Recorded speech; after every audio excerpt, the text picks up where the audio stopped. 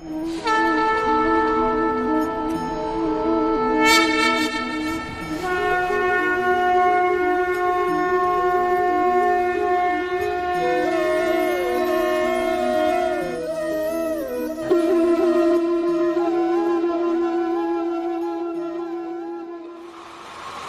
जी कहने लगा, अब आपको जिंदा जागता उदाहरण दिखाता हूं। हम एक जगह सत्संग कर रहे थे, वहां एक भक्त का दान पात्र में एक पत्र मिला। उसने क्या बताया, अब आपके आगे पढ़कर सुना दूं। अब जब तक हमें परम संत नहीं मिलेंगे तब तक हम अपनी अपनी अटकलों में अटके रहेंगे।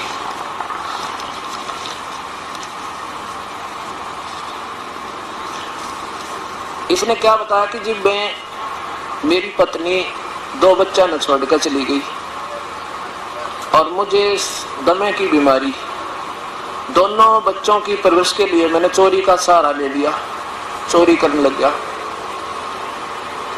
और आपका सत्संग सुना मैंने आज ही, और आज आपका नाम भी ले लिया, और मेरे दोनों बच्चे चूहों की गोली खाकर मर गए।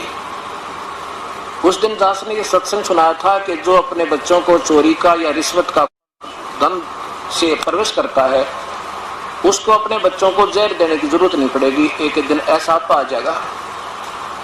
और वही परमात्मा के विधान से अपरिचित होने से आप लोग ये करते हो, क्योंकि ना मासा घटे ना चल बदे।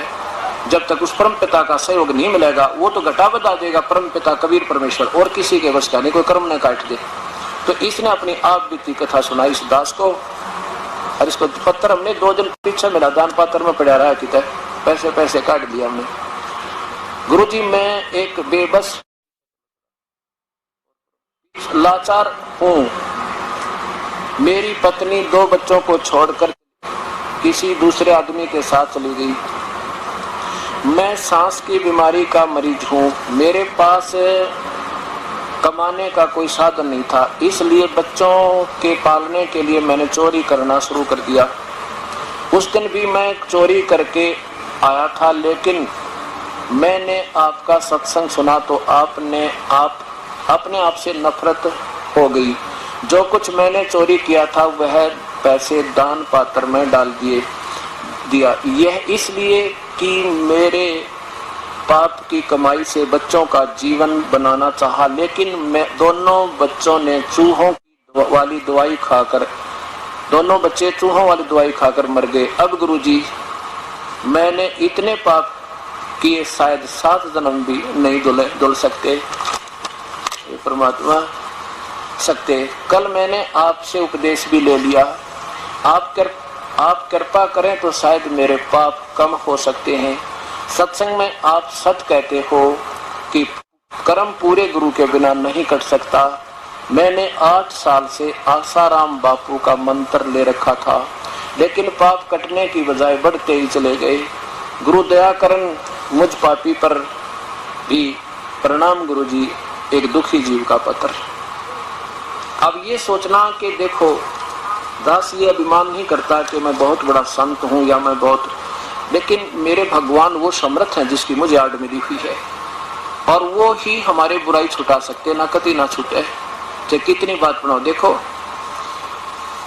एक राजा की रानी ने नाम ले रखा है गुरुदेव का, और जब लड़की उसकी पत्नी ने पता लग गया कि ये भक्ति करे बिना बात बिगड़ जाएगी, ये 2 दिन का राजा अपनी कमाई खा रहा है और अगले जन्म में ये पशु बनेगा, जो नाम नहीं लिया था। तो वह रोज प्रेरणा करती, आप नाम ले लो जी, आप नाम ले लो जी, बहुत बढ़िया बात है, भक्ति तो करनी चाहिए। लेकिन वो न सोचा है, वो न कहा मैं रोज भक्ति करने लग रहा है, सुबह उठते अपना मंत्र करता हूँ, भाई जाप करो जी सा भगवान हरे राम करूं, और के नाम लिया करें। गुरु जी क्या होता है?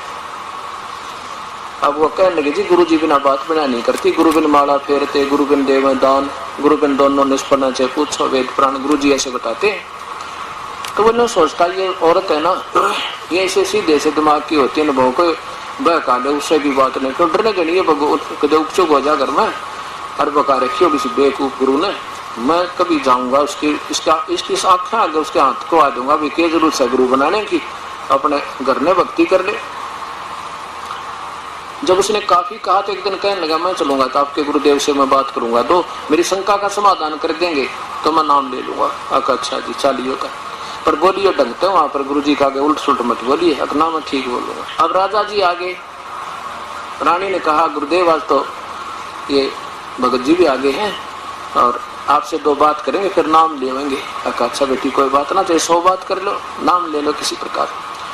राजा कहने लगा महाराज जी एक बात बता, आप क्यों गुमराह क्या करते हो इन बूढ़ी आत्माओं को? क्या आप नाम गुरु के बिना नहीं लिया जाता क्या गुरु बनाना ज्यादा जरूरी है? भक्ति तो घर भी कर सकते हैं हम, वैसे भी तो राम का नाम ले सकते हैं, भगवान का याद कर सकते हैं।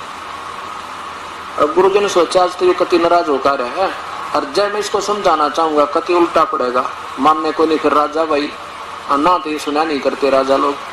कहने लगे महाराज जी मैं आज तो इतना व्यस्त हूँ, संगत ज्यादा है, आपकी प्रश्न का उत्तर आज नहीं दे सकता, मैं कभी आपके घर आऊंगा, वहाँ प्रेम तो बतलावांगे काफी देर तक। राजा ने सोची और बढ़िया, रानी के सामने इसने फेल कर दूंगा, हाँ और यार पीछा छोड़ देगी उड़ा जाना, वो तो मानती ना। गुरुजी ने समय नेट कर दिया जी, उस दिन आऊंगा मैं, चले गए। अब रानी ने सब मंत्रियों से कह दिया मेरे गुरुजी आओ तो आदर के साथ अंदर ले आना। अच्छा जी। अब राजा बैठा अपने राजगद्दी पे, गुरुजी पहुंच गए, सबने आदर के साथ अंदर ले गए। अब वहां पहुंच कर ऋषि ने कहा संत जी ने, वहां खड़े थे बॉडीगार्ड राजा के, उनसे कहा कि इसको अरेस्ट करो। राजा की तरफ संकेत करता है, उनको आदेश देता है कि इसको अरेस्ट करो। किसको? राजा की तरफ संकेत करता है। अब 2-3 बार कहा तो राजा उसके मुंह का नहीं देखा कि वह सब बेवकूफ संत है, मुझे अरेस्ट करा। तब राजा ने बोला कि इसका दिमाग खराब हो गया, दिखा है।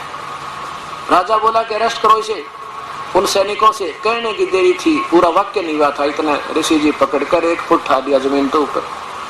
इंतजार कर रहे हैं कि क्या कहे, इसने गढ़े या कि तो जेल में ठोके।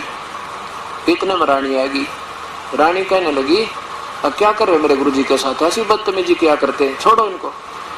अब रानी के कारण तो वह भी ना छोड़ दे, राजा की इंतजार करे। तो संत जी कहने लगे कि राजन मुझे छुड़वाओ, मैं आपके प्रश्न का उत्तर दे रहा हूँ। कौन से उत्तर प्रश्न का? कि आपने जो प्रश्न किया था क्या गुरुजी के बिना भक्ति नहीं होती? ये के उत्तर दिया, बदतमीजी कर रहे थे आप मेरे साथ, मेरे सैनिकों को और मेरे से पकड़ अरेस्ट करने के आदेश दे रहे थे, कि यही तो उत्तर दे रहा था आपके प्रश्न का, मुझे छुड़वाओ। उन्होंने कहा छोड़ दो, कंते छोड़ दिया।